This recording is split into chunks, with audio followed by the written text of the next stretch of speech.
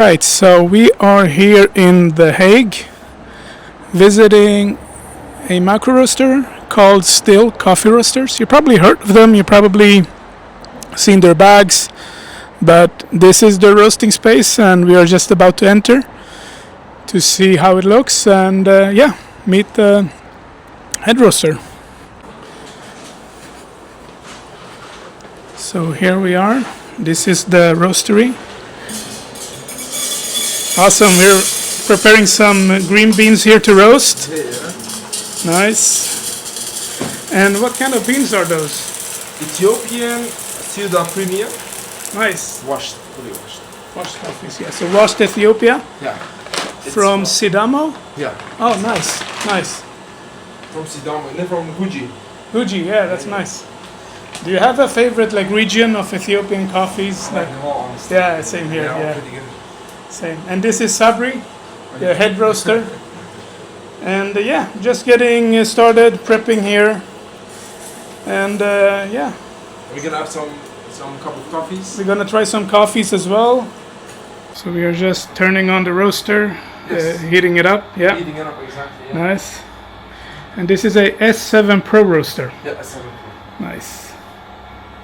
I love that you put the labels on the roaster here. So you have these here. Is Yeah.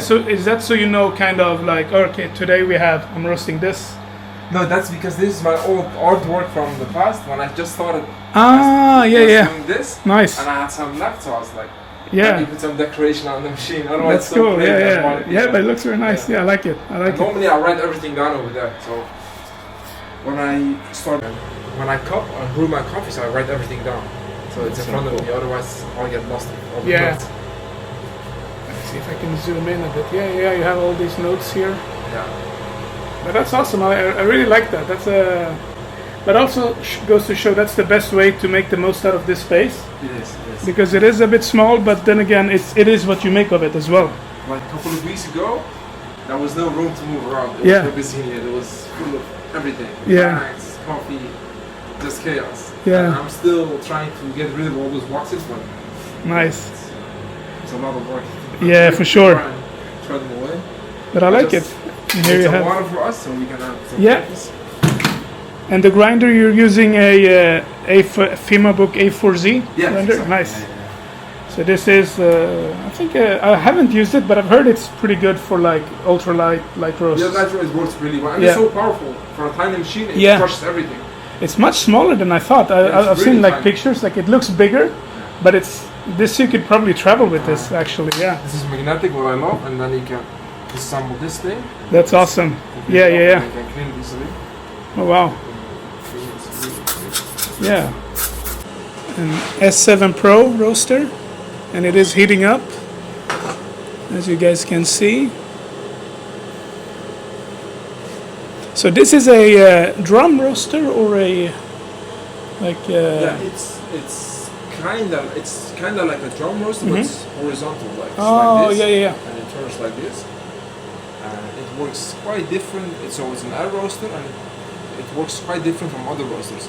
So the more beans you put in, the more efficient this thing is. Okay. If I put 100 grams in, I still can roast it, but it will take longer than if I put 800 grams. That is interesting. Yeah.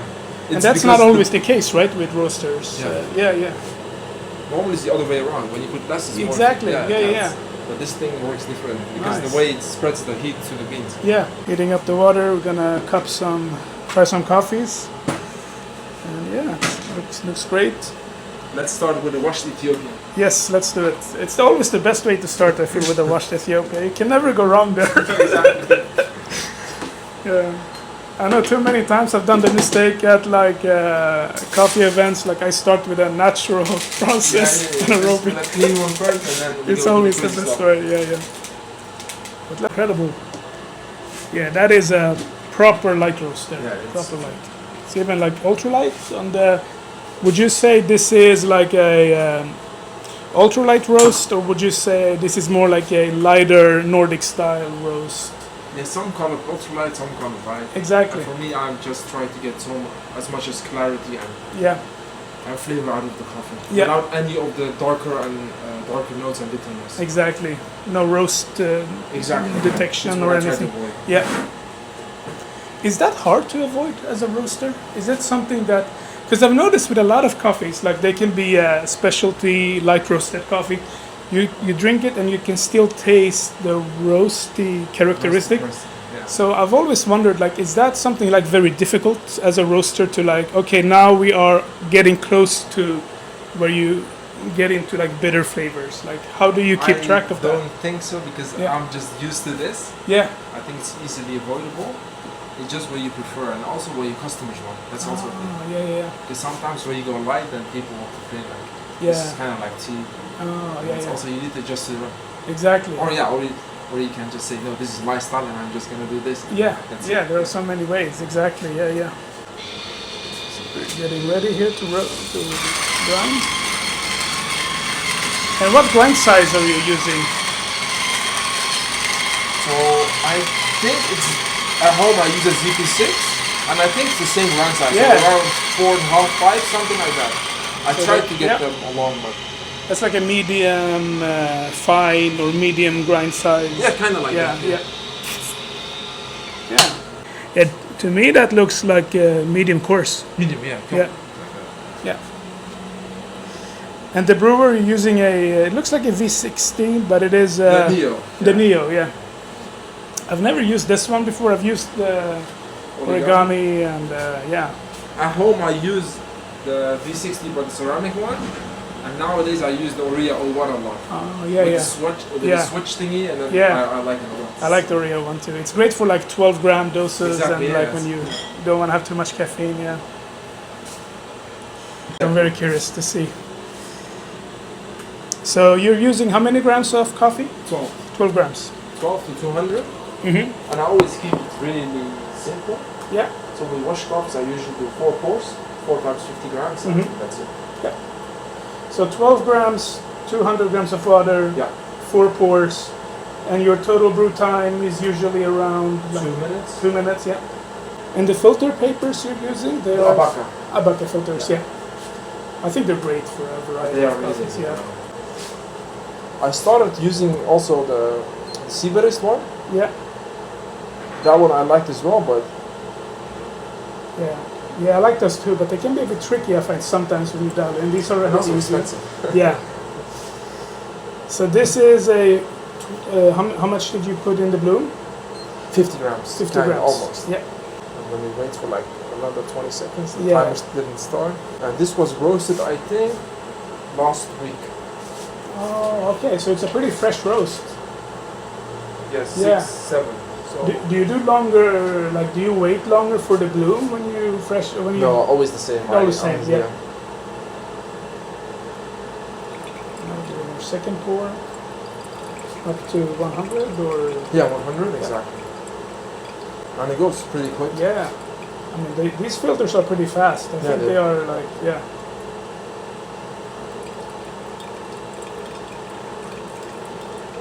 So you use a lot of agitation when you pour instead of like manual. Pretty high flow, yeah.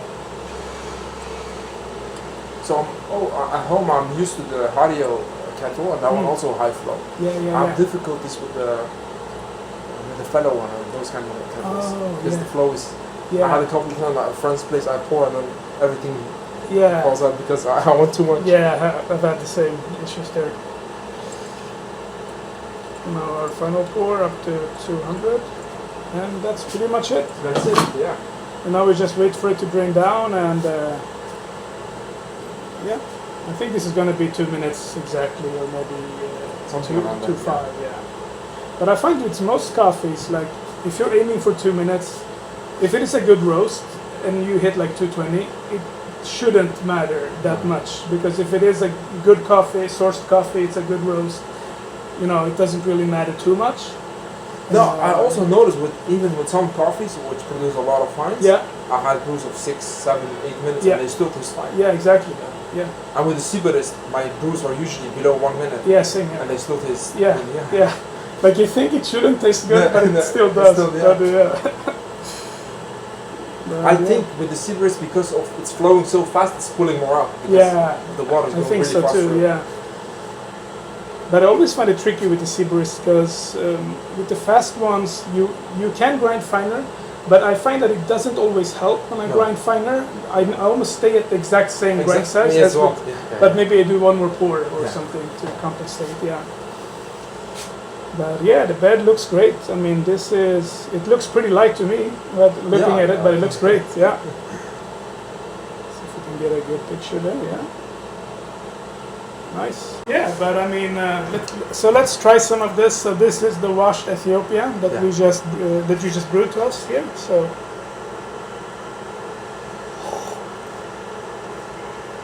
yeah, it is very interesting. It's very like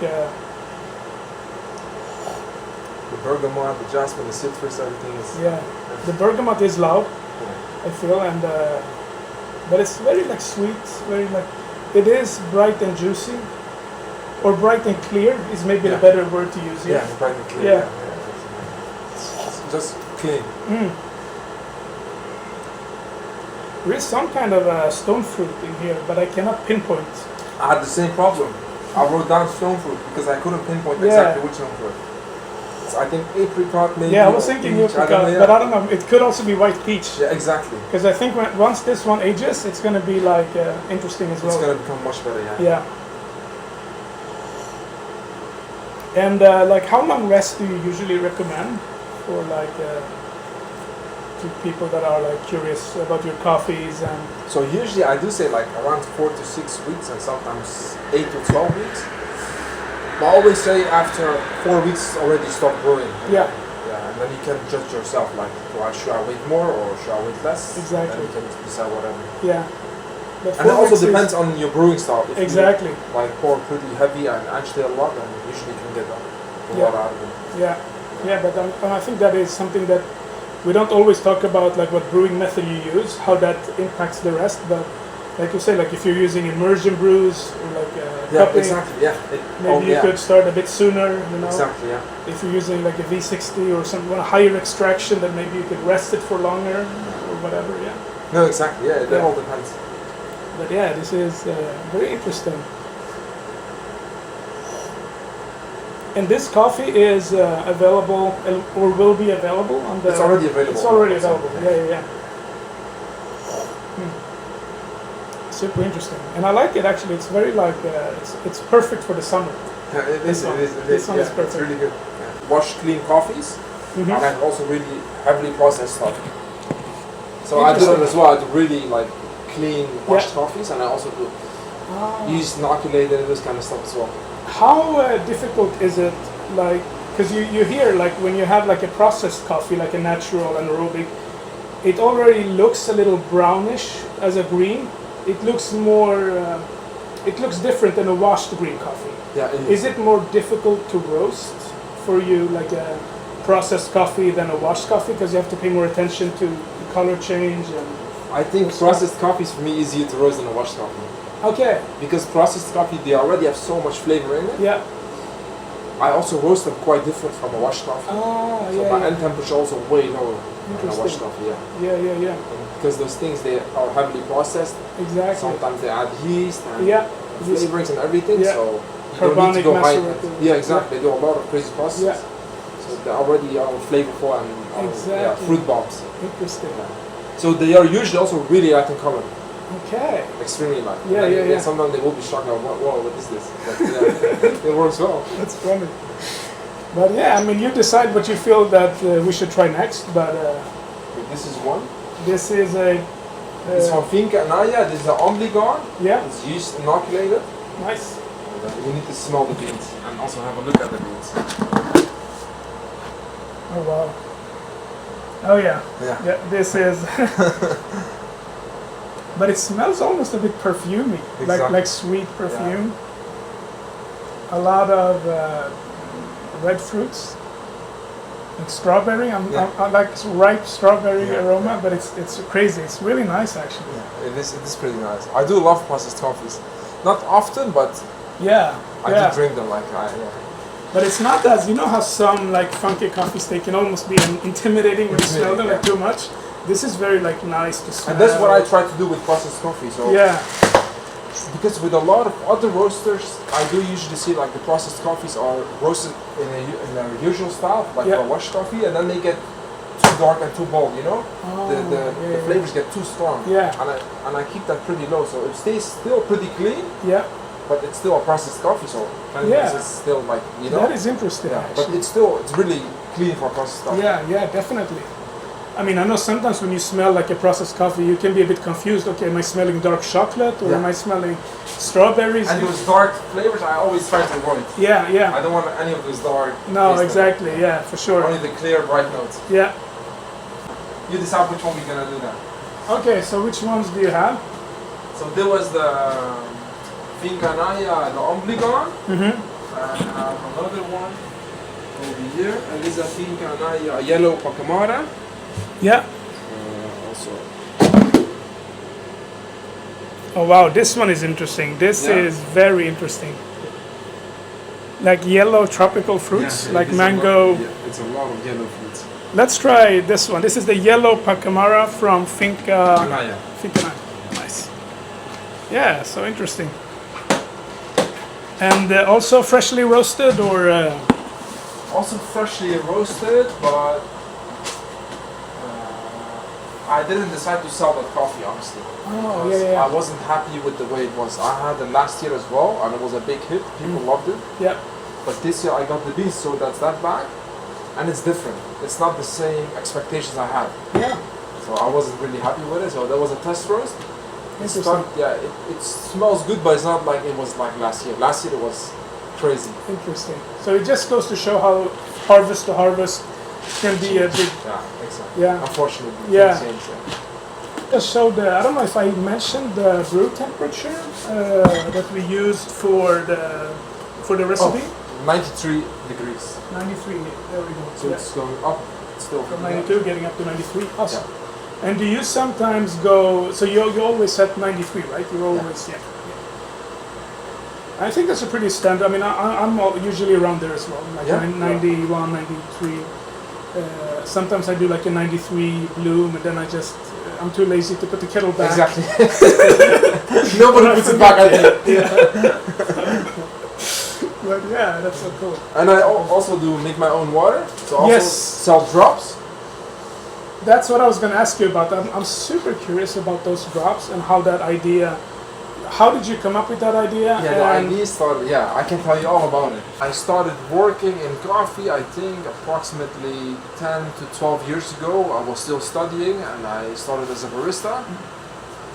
And I noticed always a big difference from different clients coming to the shop. So the customers will say, "But at the shop it tastes like this, and at home it tastes like this. What is it?" And then I started also experimenting at home. First started using it with tap water, and then it's gross, like it's not drinkable and it's completely different. And then when I was curious, I was like, what is the difference? And then I noticed it's the water. Like water at the shop is different because it goes through an RO system, and then they add a bypass and they add a little bit tap water back. And the ppm is pretty low, so it will be a completely different experience. So I started delving into water, and I even created my own machine back then. Oh wow! I can show you some footage of it. It's like a filtration, like a water filtration. A machine. I still want to work on it. Well, I built a tiny machine. It was meant for homes and cafes, so you can create water on the fly. So on your app, you just choose I want this kind of composition of minerals, and it will produce that kind of water for you. Wow. Yeah.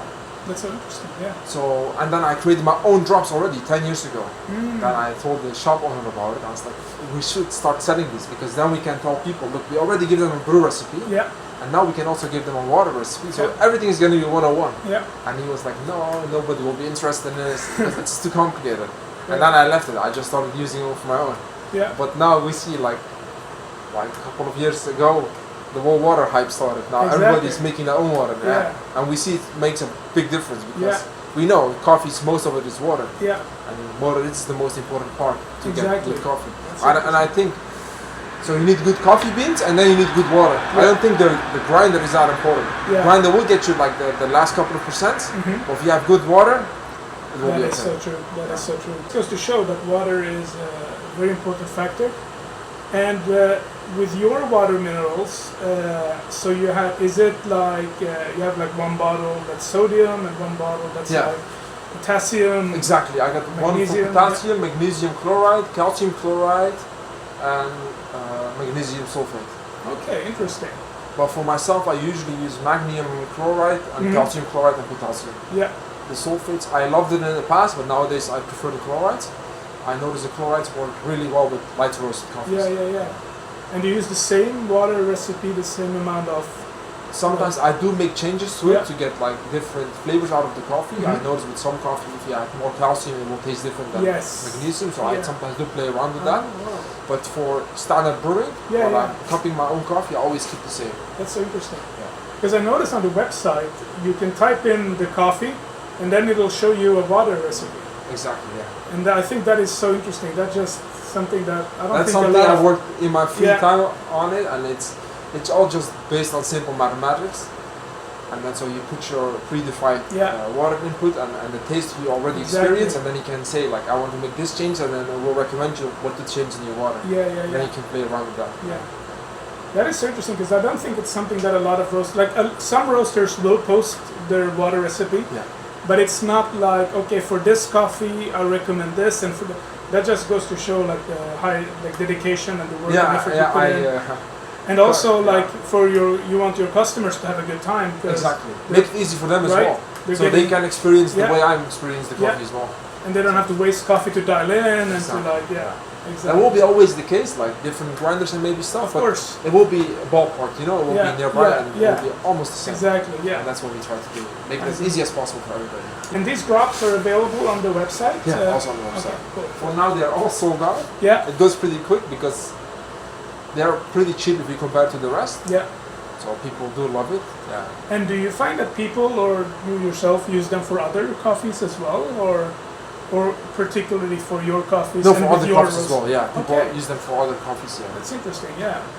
That's so cool. Because it's at the end all the waters are kind of the same. Exactly. It's not much different from Lotus, honestly. But with Lotus, I noticed the magnesium and calcium with every drop is 10 ppm. Yes. And I put 5 ppm, so you have more.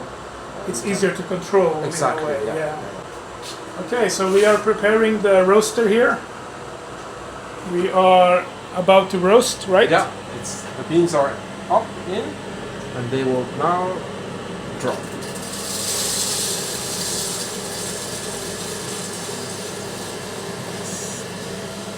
And everything is programmed, and here they are, as you guys can see, they are roasting here. Right now, it will just replicate my previous roast. So the one I'm happy with, it will exactly just follow the curve. Yeah. And you're shooting for how many minutes, and temperature-wise? Around 9.5 minutes. 9.5 minutes, yeah. And temperature-wise, this machine works different, so it will have an end temp of like 171. But I think that's around 205 maybe, I don't know exactly. Yeah. Do you usually make it just like, so when you get a fresh bag of coffee, let's say, you want to kind of get to know the coffee before you know how to roast it, so you do like a sample first, like do you batch like a smaller amount, and then you're always do the production. Always do the production. Production size, yeah. Nice. Because then I can adjust from that, and then... So then you cup it, and then you see, okay, maybe I should tweak this a little bit, Because I find it kind of difficult to go from a test roast, like a smaller batch size, to a production roast. Yeah. Because there will be differences in it. Yeah. That's so interesting. And I love this part of the roaster. You can see really well what's happening. Yeah. So far, I mean, it's gonna take a few minutes before you start to see a color change. Yeah. And regarding like so you will get a signal once it hits first crack, like by obviously you'll hear it and so on, and then after that is what we call development time. How long you will develop that, and how long do you usually develop? So that's also something really interesting. For some coffees, I drop them at first crack, but for some coffees, I don't even reach first crack. Oh wow! Like the coffee we exactly, just had, like ultralight, This one didn't reach first crack at all. But still very bright, very flavorful. It doesn't taste like, some people will say like underdeveloped coffees can taste like green or grass. But you didn't have. But this one didn't taste like that at all. Yeah, exactly. Very floral, citrusy, bergamot. Yeah. So it just. And I think that's because of the roast, because I start pretty quick and at the end it goes pretty flat. So Oh, yeah. there's still some development in the beans, and I Yeah. think that's the reason I don't Exactly. reach the first track and then it's good enough. I mean, so when you let the beans cool down, for example, when they enter here Yeah. and they're cooling down, are they still roast? Even though they're cooling down, is there still like change happening? Yeah, of course. So Yeah.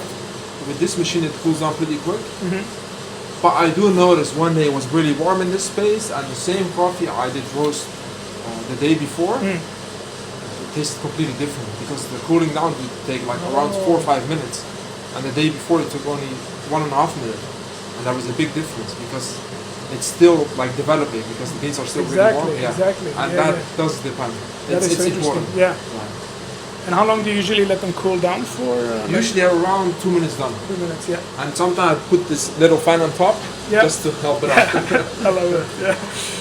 Yeah. But that's so interesting. In the meanwhile, let me brew you another coffee. Yeah, thank you. But I mean, it looks great. I mean, I do see something is starting to happen here, like maybe The color's starting to change, yeah. a small color change there. Yeah. Let me see. So we're gonna brew the Pacamara. No, the No. yellow. What was the yellow? You said Pacamara, now it's stuck in my head. Yeah, no worries. Sorry. Uh, It was from Finca Salsa. no, Finca Naya. Finca Naya. Yeah. That one. The first one I smelled. That was Yeah. like very perfumey and like lovely notes there. But yeah, if you look here, you see how, like, I don't see any quakers in here. I don't see any defects from what I see. It's just a very consistent roast. This pretty consistent. Yeah. Nice. The smell in here is amazing. You smell it. It starts to smell like, It's not, like a yeah. fresh roast. It's happening. Yeah, I love that.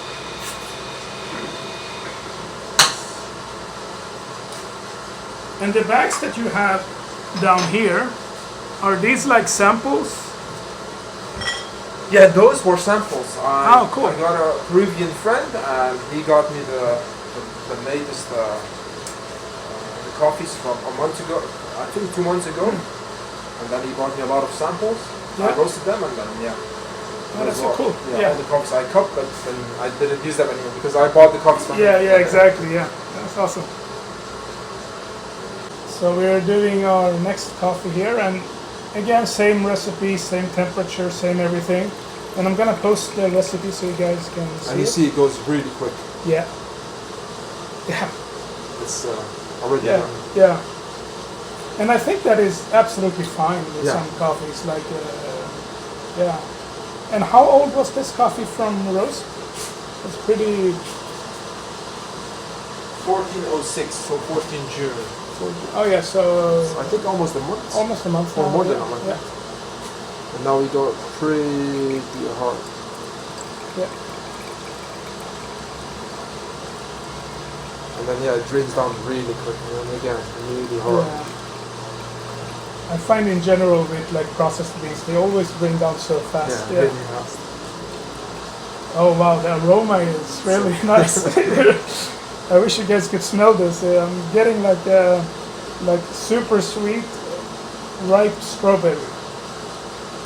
Yeah, Like, it is. It is. It reminds me of like, you know, when you smell like ripe strawberries, it's like it has this very like sweet, almost perfumey flavor note. But yeah, it's incredible. Yeah, it is. Yeah. A lot of aromas coming A out. lot of aromas, yeah. And I mean, I think it's there's been like some kind of I know some people within the specialty coffee community. They're like, I only drink washed. Like you will always have people who only drink washed, and then you'll have like those who like to experiment, you know, a little bit. But what is your preference? Like, do you have? Are you like a 50-50 guy? Like, okay, I drink washed and processed beans, or do you have like a preference? So honestly, I drink everything. So Yeah. I prefer washed coffees a lot. Yeah. But I don't mind to drink processed coffees. So I roast myself processed coffees. Yeah. And I also drink my coffee in my mom's place, or even at a tank station when I'm driving and I need the coffee. I just think I'm not difficult. Oh, it needs to be specialty. Yeah. Yeah. It's all That's fine. so cool. Yeah. All right, so brew is done and finished again. I believe just under 2 minutes or 2 minutes exactly. Yeah, and smell it. Oh wow, this one is. Yeah, and it's also, look, the color. It's super tea-like, Yeah. like peach tea. Yeah, definitely. This one reminds me of the. I had the Edison Ergot Oh yeah, okay, yeah. from a matter of concrete. Yeah. Very like advanced processed coffee, and this one. Oh, I wish you guys could smell this. It has that kind of a rose, strawberry, maybe dried rose. There's something like that. Or kind of aroma to it. But yeah, you guys see how light that is. I mean, that looks like tea in a way, but it is coffee. So it is coffee still. let's try it. And how is the roast looking over there? It's gonna drop right now. Let's see.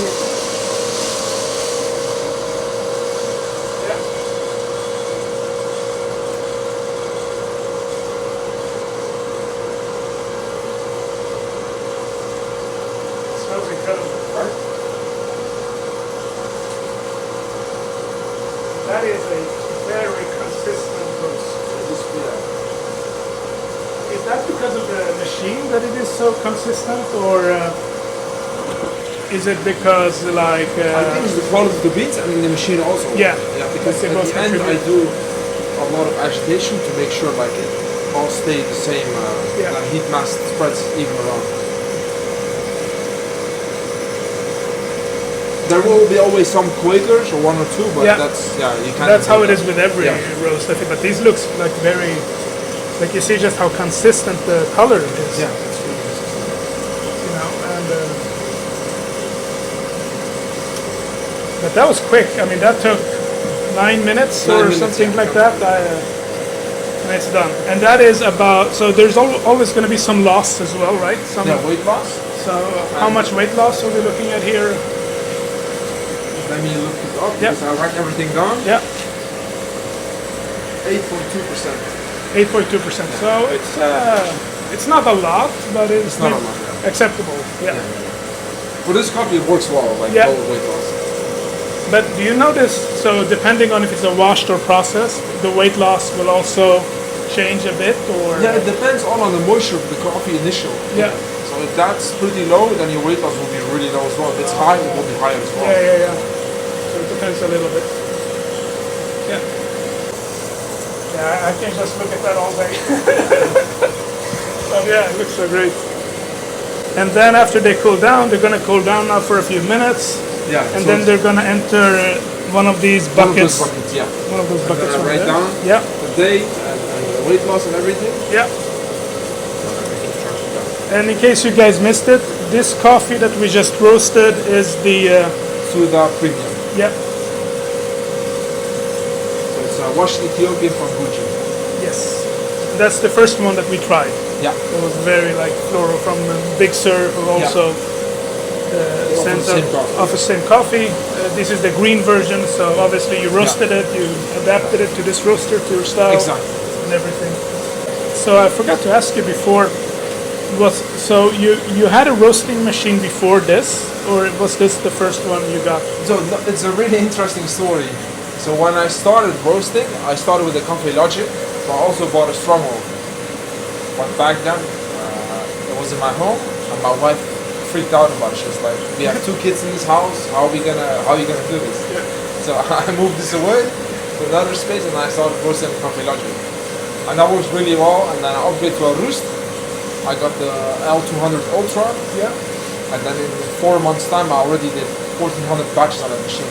Oh wow. And then I decided, okay, now it's time to go back to this machine. And then I sold all those machines. Yeah. Then I got this space and fully everything on this. That's incredible.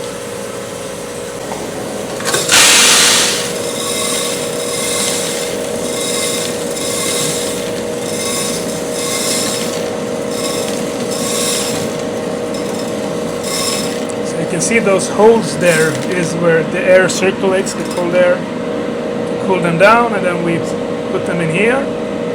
And do we put a lid on now, or do we let them cool down? No, I even put more? always a lid immediately on because now it's fully Exactly, cooled down. now and it's then- fully. Yeah, to just keep it fresh. Yeah. So they're gonna degas, they're gonna Exactly. release. Yeah. And that's it. And the next step now is to wait a day or two before you start packing them, or So those will be packed maybe this evening or tomorrow, and I can ship them out. nice. Because so I already have a batch that will also be shipped out, but those are all the rest of the orders. Oh yeah. Cool. Nice. Yeah. This coffee we're trying here, it's really reminding me of that Edison I got the geisha I had. It's Oh really? I don't know what it is. It's probably the way the ripe strawberry note is presented in a very similar way, but it's very interesting. Yeah. It's still very bright, very clean. Yeah. Like you still get that this is a processed coffee, but it's not like with some other processed coffees that you taste them and you're like, oh yes, this is processed. Exactly. This one is more like you could have probably told me, okay, this is a cleaner, much cleaner version. Much cleaner, exactly. And that's what I always try to do, make it as clean as possible for processed coffee. And I do notice a lot of people like pretty new in coffee, or they're just used to normal coffee. They like this a lot. They started with this kind of stuff, and then they start over to go to the washed coffees. Yeah. I'm getting some spicy notes in the finish. I don't know if it's like maybe not cardamom, but something like baking spice or something. Something like that. Also some rooibos or something. It's It reminded me of a tea I once had. Was very nice. But I had some milk in that tea. I think it was maybe like a robust tea. Exactly, something like that. Yeah, it reminds me also of interesting. But it's a really fruity rooibos tea. Yeah. Super interesting. And this coffee will be available on the website as well, or no, it won't, unfortunately. Oh. Because there are still some off notes in it I don't really like. Yeah. And that's the reason I decided not to offer it.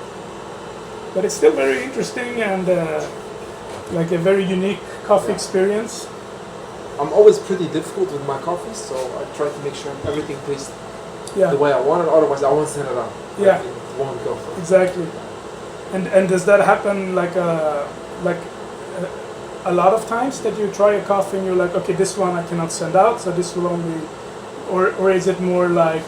More like when I buy the coffees. Yeah. Sometimes I do a lot of my coffees I do blind buy, so I just buy it without tasting it. Yeah.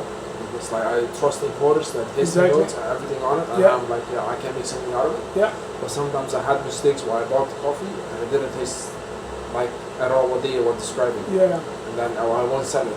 Yeah. And then it's just, I mean, I think we've all been there also as consumers, right? Like we buy a coffee, everything sounds great. Sounds great, and then when we brew it, it's like, how do I? Exactly. Like, what should I do with coffee? But just goes to show how coffee is so unique, and like we were talking about it before, like harvesting. Like even if you buy from the same producer, you know that producer. Yeah. It's not gonna taste the same every year. Like some years, due to maybe bad rain or exactly, it's gonna be But it just goes to show how important all the factors are. And also, nowadays with the stuff what's happening in the Middle East, with the shippings and everything, my coffees can be stuck on a ship for a long time, and then in the meanwhile, while it's stuck on a ship like that, things change. It's maybe really warm, or the bag rips open, stuff happens, and then your coffee goes bad. Exactly. There are always these kind of things that can happen, right? Exactly. And then it's not in the farmer's hand anymore. Exactly. Do you have any? Have you had any So do you have any connections with the farmers? Like some of them that you know, or that you've thought about visiting, maybe, or? So with some farmers, like the guy from Fincanaya, he actually follows me on Instagram as well. So and he likes a lot what I'm doing with his coffees. Nice. And he tried your coffees as well? No, he didn't try it. He just follows because he's although in Colombia. But with some farmers, like the one from Panama, those I've always straight contact. So I message them and they give me an offer list and we talk about the coffees. But with most Colombian coffees, you can talk with the farmers, but usually it goes for an importer because it's much easier. But it's so interesting because it seems to me that with some farmers, like you can just WhatsApp them, say what kind of coffee do you have, and so on, and everything. They will just send it to you. And other times you have to go through the importer, maybe like some other guy who, But it just goes to show how direct trade is. Sometimes I think people think, it's you bought it directly from the farmer, But sometimes there is an importer or exporter. Sometimes there is, yeah, exactly. Sometimes there isn't, sometimes there isn't. Yeah. So you just buy. Completely Usually for depends. Panama coffees, I just straight from the farm. Yeah. And then it's because with them it's easy. But like most African coffees, it always goes through the import. Yeah. Yeah. And I'm just so curious. You mentioned Panama coffee. So let's say you get a Panama geisha from Hacienda La Esmeralda, for example. Super expensive. Are you extra like careful or worried how to roast? Honestly, no. I'm really pretty confident in those coffees. Yeah, that's so good. A lot of people do trust me. Yeah. Like when I offer those coffees, they really buy them all. Yeah. They really like it. Yeah. I don't feel that pressure. Like, oh, that's good. That's good. Yeah. But if it goes wrong, it's an expensive joke. Yeah. And something can happen, It happens as well. And there's no like you have to kind of trust your feeling. You have to sort of know you have to bring out of it. Yeah. But imagine like when you roast so many different coffees, you always also gain a lot of experience from that, right? So you probably know, like if you roasted a few Panama geishas before, you probably know. Exactly. Then you know exactly what to do. Yeah. That's so interesting.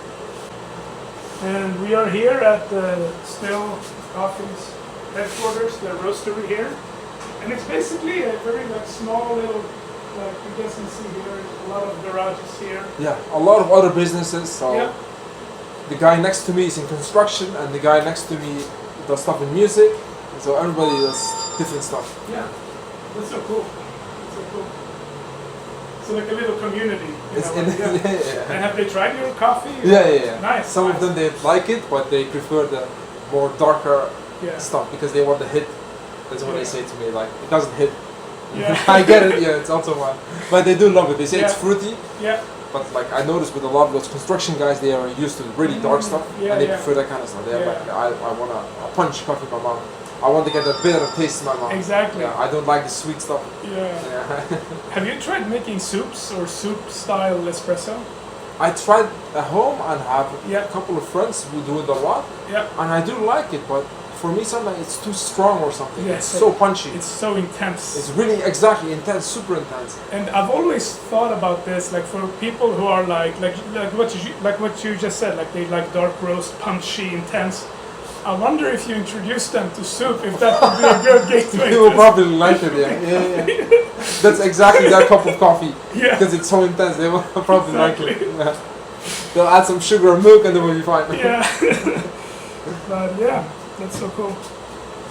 And you have a lot of these water jugs here, and they're distilled water? Or distilled water, exactly. That you get from the grocers or that you make at home? Or? So those I do buy. At the past I had my own RO system, but now I'm in a tiny place so it doesn't work for us, so I just buy the water and then I add the minerals myself and it works easily. And when they are done, I'll get milk from the farm for my mom. Oh, that's so cool. She reused the bottles for herself. Yeah, that's so good. Yeah. So I do collect them because she uses a lot of milk and we as well. Yeah. Because I have two little kids, they drink a lot of milk. I also drink a lot of milk. Yeah. In my culture, like we do a lot of dairy stuff. Nice. A lot of yogurt, cheese, and milk. So in my household already, we go through 50 to 20 liters of milk a week. Oh wow. Yeah, my kids they drink a lot of milk. That's so cool, man. That's so cool. But I find here in the Netherlands, especially, like I was looking up like where can I get good water for brewing, and I ended up in Reddit in one of those coffee where a lot of guys were mentioning blue spa water. Spa water works really well. Yeah. And I measured it. It's only like 27 or 30 ppm. It's pretty low in ppm, So I just used that, and I got some like Apex drops. I just adjusted it. But it works when you travel. I feel. Yeah, it works really well. So you also mentioned to me that you went to Dubai. Yeah. Did you also go to Oman? I did. Yeah, the coffee shop. Yeah. No, I mean Oman, the country itself. No, I didn't. No. Because Oman, I went there, I think 3 years ago. Yeah. And they sell water. I think was one of the best waters to have for like more developed coffees. Oh yeah. It was a tiny bit of sodium and a lot of magnesium, and that's it. So interesting. And that worked so well for sodium and magnesium, basically. That's it, nothing no calcium, no. Nothing. Yeah. I was so surprised by the water. And I love that water so much, I filled my suitcase with like 10 bottles. So I had 10 kilos of water in the suitcase. I love that. And my wife was looking at me like, are you crazy, man? That is so interesting, yeah. But I think, it's like once you get into water, it's kind of hard to unsee it in a way. Yeah. Once you realize how important it is. It is, yeah, You exactly. cannot really go back. No. Like I know in some situations where I've been, where I only have tap water, and the tap water is 100 ppm, and I feel that I really need coffee, but the water is not great. Exactly. So I'm like, maybe I'm good, or maybe. Exactly, yeah, exactly. If I don't have any water at home, I won't use the tap water No. because obviously it's pretty high. Yeah. And I know if I'm gonna make the coffee, I'm just gonna throw it away Yeah. because it's gonna taste so dark. How high is the tap water here? Around 250, 300. Oh. And that's it's pretty really high calcium. Yeah. So it's amazing to make tea. Yeah. When you make tea, it's Pretty I think it's good, one of the best waters to have make tea Oh, with. so But for coffee, it's really bad. Yeah. It's not nice. In Stockholm, it's usually around 110, 120. But that's still pretty good, you know. It's pretty good, but I've noticed that it has a lot of calcium Yeah. and maybe a bit high amounts of sodium, Yeah. because it can be a bit salty sometimes when you have it can sort of mute acidity Yeah. when you have a very bright Yeah, exactly. They coffee. won't mute it down a lot. So I kind of don't like it too much for that either. Yeah. Yeah. Let's do this. And then, so we're gonna roast the coffee, and then we're gonna drink it immediately afterwards. Yes. And then you can still gonna see So it tastes interesting. amazing. Yeah. So we are gonna roast the SL9 from Lisbeth Merino from Peru, and we are just preparing for that coffee. So this will it be the first batch that you've roasted of this coffee? Like you haven't roasted it Oh no, before? I roasted before. Oh yeah. Okay. Awesome. But it will still be very interesting to see how it is, like how it. So yeah, we're gonna drink Yeah. it immediately after roast. Yeah. So it'll be interesting to cut and see how it tastes. This is the green. You can smell it. It smells amazing. Oh wow! Yes. All right. So floral and Sweet. Like sweet. it's So interesting. when I had this on the cutting table, I was blown away. I was like, this one, if you put this with Panama geishas next to it, Yeah. I can easily win from Yeah. them. What do you make of the SL9s that has been coming out this year and maybe last year as well? Like it's such an interesting varietal, It is, yeah. and some people refer to it as Geisha Inca. Other people say we don't really know the full history of this varietal. It's like a lot of things we don't know. Yeah. But I've had it a few times from different roasters, and every time I have it, it's a completely different experience. It is. It is super floral and Yeah. sweet. It's different from Yeah. our traditional geishas. But with the washed Ethiopia, you kind of know the traditional attributes, Yeah. how it's presented, But with the SL9, I feel it's like so unique every time I have it. So, But also, I think it's also in Peru they do ferment their coffees a little bit more than in Panama. Yeah. So the washed coffees they always do some fermentation for like 24 or 72 hours. yeah. And that will get a lot of sweetness. Oh, Because cool. I asked my friend about it. I was like, why do they do that? And it was like, at the cupping table, we give you a higher score because there's way more sweetness and fruitiness in it. Yeah. And that's the fact why they usually ferment their coffees a lot. So interesting. And that helps a lot with those SL9s. Yeah. Because the florality is just popping. It's everywhere. I mean, it's smelling beautiful Yeah. all over this room. Yeah, exactly. But yeah, like as you guys can see here, it's so interesting in terms of color. Like it is it's green. It has a little bit of brown here and Yeah, there. yeah. It's probably due to the processing method I see. Exactly, Yeah. Such a interesting. It is a really interesting coffee. So hard to explain what I'm smelling here as well. Yeah. Like it is. Maybe floral. It's a bit floral as well, right? It's a there's lot some of florals Yeah. and sweetness, but I can't place it what kind of fruit it is. It's just really sweet. Yeah. I'm thinking we have these yellow florals in Sweden. They grow in the spring. Yeah? And this is reminding me a bit of, because when they grow and you walk there, you smell this kind of fresh floral. Yeah, exactly like from the flowers when Yeah. it's really sweet and you that's smell what I it. was like. I think that is what it's reminding me of. But it's so fascinating. Yeah. It's one of the best coffees I ever had, honestly. Wow. I loved it, yeah. Yeah. When I Incredible. had it on the cupping table, I was immediately blown away. I was like, I want everything with that coffee I had. Wow. Yeah. And did you regret that you didn't buy more of it, or? There was only 15 kg of this available, so I already So you got all of it as all much of it, as- literally, yeah. Yeah. I wanted more, but there wasn't. Yeah. So, and this is a fresh harvest from fresh. This year. Yeah, awesome.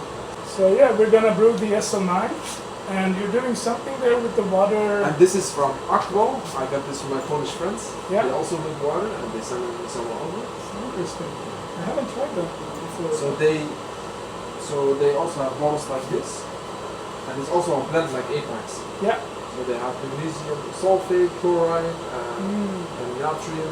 Yeah, that's it. They have sodium, like everything's already like a mix. Yeah. And it works pretty well. I love it as well. So you have distilled water in there. You put in 2 drops of the blue bottle. Yeah. So how much water? Or 500 ml. 500 mils, 2 drops of the blue, and 4 drops of the pink. Okay. And that brings it up to how much ppm? So this is, I think around 60 ppm, 60 to 80 ppm. Okay, so pretty soft, very soft.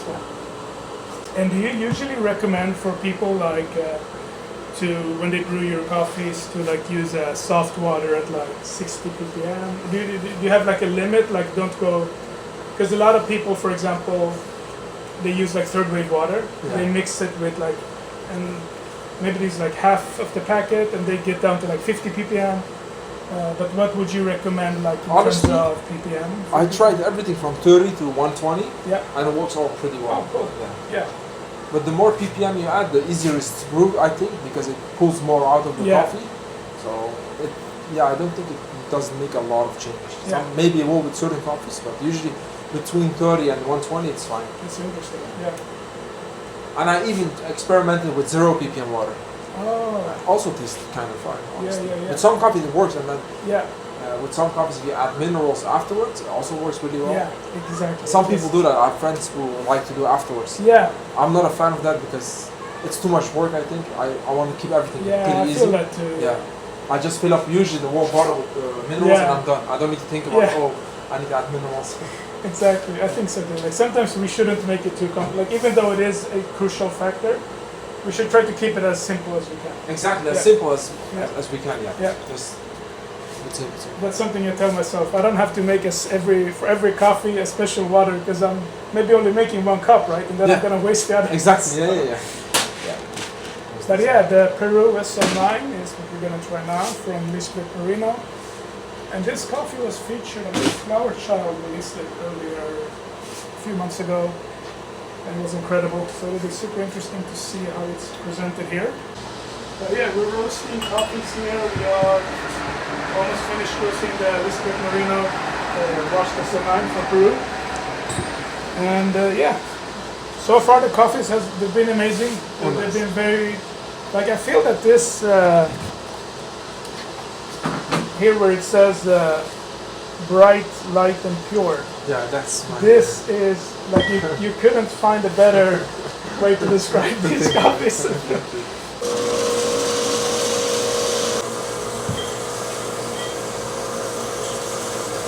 So you wrote something down there.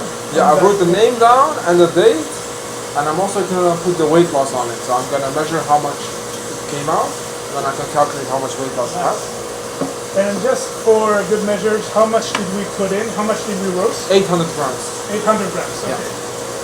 Then I love to put everything at the front and then I can like stack them all next to it. Oh yeah. Yeah, it makes it easier for me. That's so good, yeah. Yes, exactly. 10% weight loss. 10% weight loss, yeah. For this coffee, that worked really well. Yeah. So that is a number you're pretty happy with? Yeah, for this coffee I did. Yeah, awesome. I did go lower in the beginning. My first batches I started really low, 7 to 8%. But I noticed a lot of fruitiness and the floral parts were going away. I was probably too light. I was a little bit more development to it. And that worked really well for this coffee. So interesting. Yeah, for some coffees it worked less, like the Ethiopians we had. Yeah. Those are both around, the one was 8 and the others almost upper 7s. Okay. So really low. But it works still really great for that coffee. Yeah. We are brewing as you guess, this one just came out of the roaster, so this one has had like 2 minutes of rest. Or maybe like 10 minutes, but it's still very fresh. So yeah.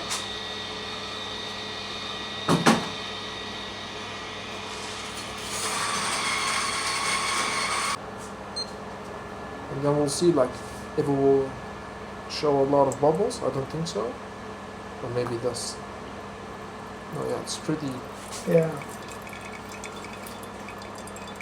Wow, the bloom smells amazing here.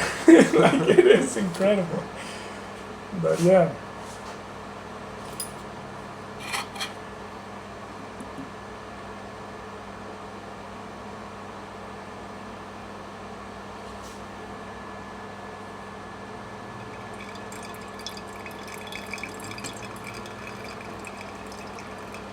Yeah, it goes really fast. Yeah. And with this one, because it's so fresh, I'll wait until everything is down. Yes. And then I can hit it again.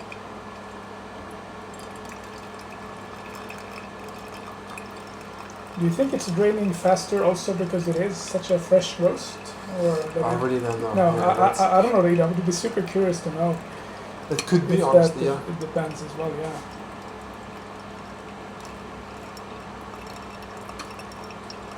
Shoot, that's fine. Nice. And again, same recipe, same everything. We'll put a link down the description, so if you guys want to follow our recipe, you can follow exactly the same. And we should also show, for those who have this kind of grinder, so we are at setting, we're basically at setting 4.5. Yeah. And, I Yeah, never for change it, ZP. honestly. I always keep it the Yeah. same. and you did mention that you also use a ZP6 at home. Yeah. And is it also at 4.5? Or Also is- 4.5. so it's the same setting? I think they are the same, I don't know, but it works also I really think well it's- with the ZP6. Yeah. I think it's the same bird, the same. So Yeah, they say it's the same. Yeah. There's maybe a tiny changes in it, but Oh, it's mostly the same. Yeah. If it's done, let's just smell it. Oh wow, this one, like, if you, it smells incredible. Let me see if I can show you guys. Like, yeah, it's absolutely incredible. So, now, what are you smelling here? I'm so curious to hear because I'm definitely picking up florals. Yeah, a lot of florals. Like a lot of florals. I'll do it in a cup because with this one it's easy to Yeah. swirl. Because with that one, when I swirl something, it just flies Yeah. out. Yeah, with this one, for me, I smell a lot of like white florals, Yeah. like some jasmine and some white flowers, and also some Wow. the smell of some mango. Yes. I was thinking yellow fruits the first time I smelled it on the bloom. But it does have also like tropical, Tropical, yellow tropical fruits. yellow tropical fruits, and some creaminess. Yeah. Definitely mango. And also some creaminess, like you say. Like it's like the way it's like the mouthfeel. is very Mouthful, yeah. creamy. Yeah. Creamy. And this is the one of the only coffees I ever had, which improves day by day. It only gets crazier and Yes. crazier and crazier. And this is just after roast, so in like 2-3 weeks, it's an explosion of flavors. Wow.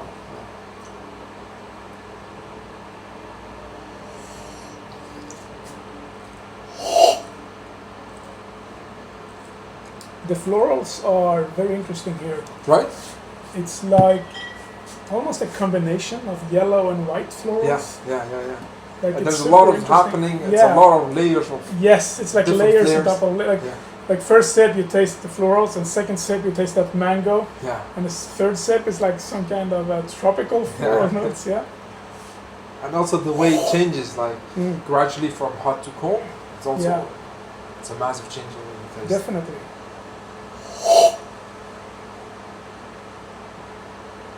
It's so interesting. Yeah. It's I think it's one of my favorite cups of the year already. Yeah, this one is absolutely incredible. And if I compare this one to, so I had this coffee, so just for you guys who missed it before, so we are drinking this coffee here. It's the Lisbeth Marino washed SO9. And, oh man, that is so interesting. Because I thought, so it says passion fruit here, right? Yeah. So I recently had not the traditional passion fruit you find in the grocery store. I'll see if I can remember it. It's a yellow passion fruit. It's like one of the relatives to passion fruit. Yeah. And everything's same, but it's more creamy and sweeter. Yeah.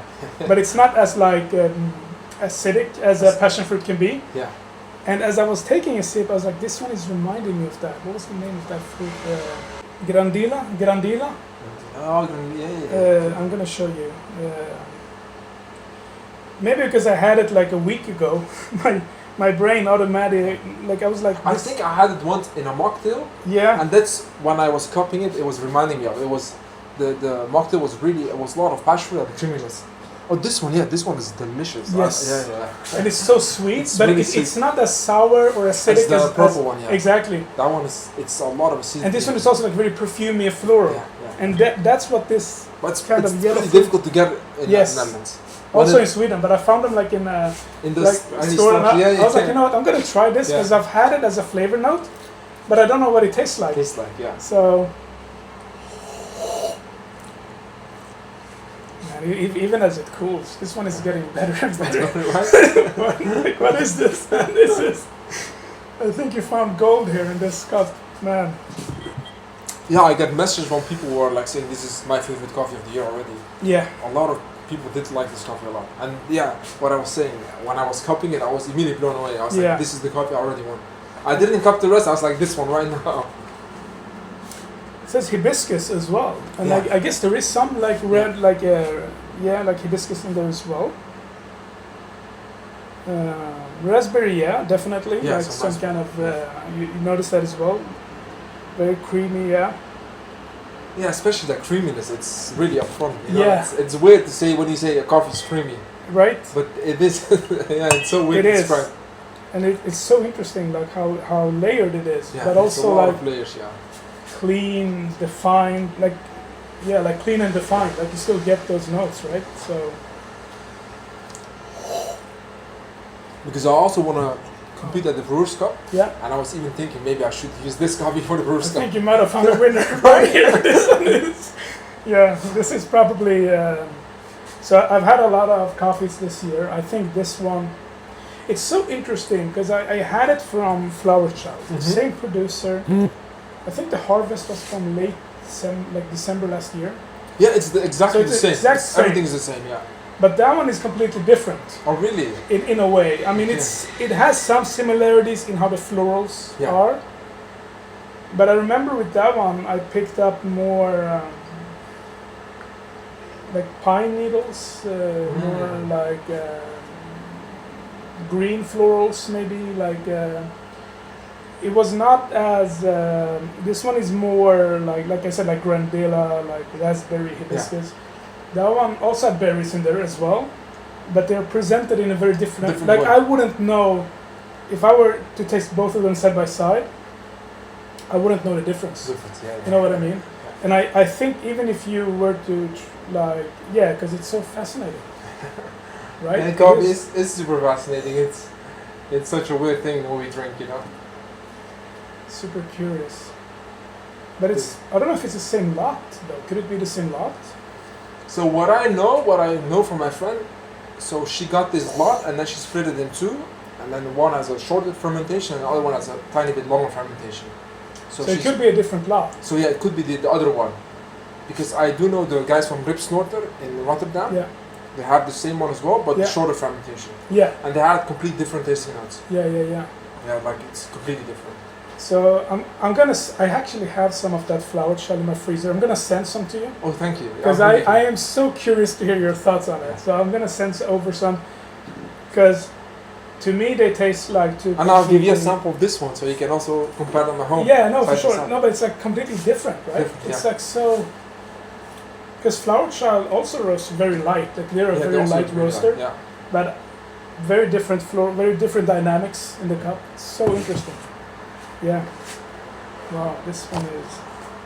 And for those who are watching this video, so this coffee is it available on the website? Yeah, this one is available. This one is still available. It was sold out, but then I forgot I had some more left in my storage. Yeah. So now it's the last batches of this coffee, and then it's unfortunately gone. Nice. Yeah, but I mean, like we just tried this coffee. It's amazing, and as I just for those who don't know, this is a micro roastery. This is a one-man operation. Yeah, everything. And you mentioned something to me before. You said that you put in 80 hours a week as like you roast coffees like 80 hours. Yeah, with my full-time job. Yeah. So combined, sometimes I reach 80 plus hours a week. So how many orders do you normally get, like in a week? Like. So it really depends. It's usually around 30 to 60 orders, and then I get wholesale as well. But nowadays I do it in stages. Yeah. Because it's becoming too much, honestly, for me. Yeah. especially I have also a wife and 2 kids. Exactly, right? I also need to make some Yeah. family time, and I know it's also the age also playing a role, Yeah. and my work as well. So I try to do everything in stages. Like with this time as well.